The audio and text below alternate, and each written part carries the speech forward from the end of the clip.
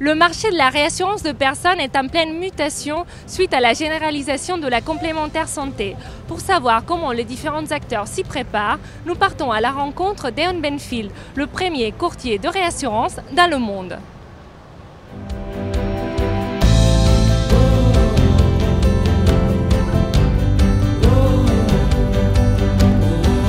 Bonjour Arnaud Chevalier.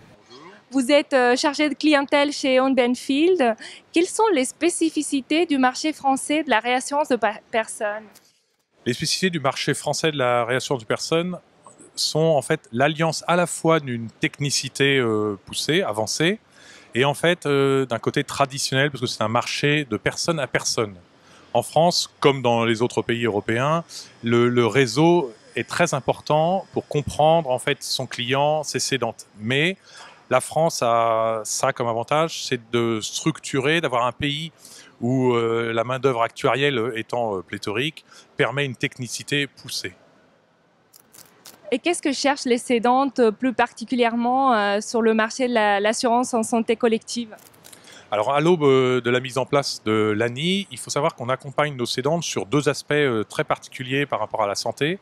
D'un côté, vous avez un aspect commercial qui est l'accompagnement au lancement d'une nouvelle offre, d'un nouveau produit, aussi bien sur un aspect technique, ça veut dire tarifaire, que sur un aspect commercial ou financement en fait des coûts d'acquisition, que sur un aspect plus accompagnement sur le bilan ou le compte de résultat, qui est allègement par exemple des fonds propres et optimisation du résultat et transfert de sa volatilité.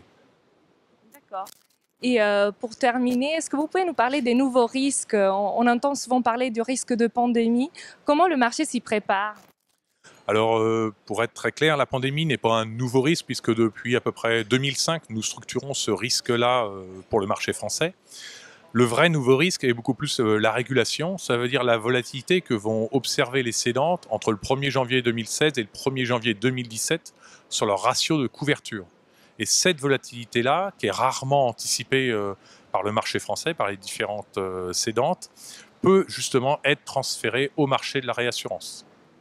D'accord. On entend souvent parler aussi du risque de dépendance dans les années à venir avec la pyramide de population. C'est un risque qui risque de s'aggraver. Comment le marché appréhende ce risque?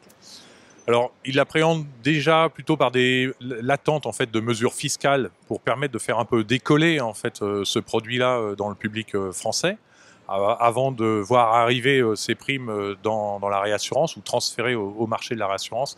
La problématique étant que le marché de la dépendance ou le produit dépendance est un produit par génération. Ça veut dire sur des risques très longs et qui donc vont immobiliser un capital important justement par rapport aux nouvelles normes de solvabilité. Très bien, bah merci beaucoup et bon rendez-vous Riviera. Merci.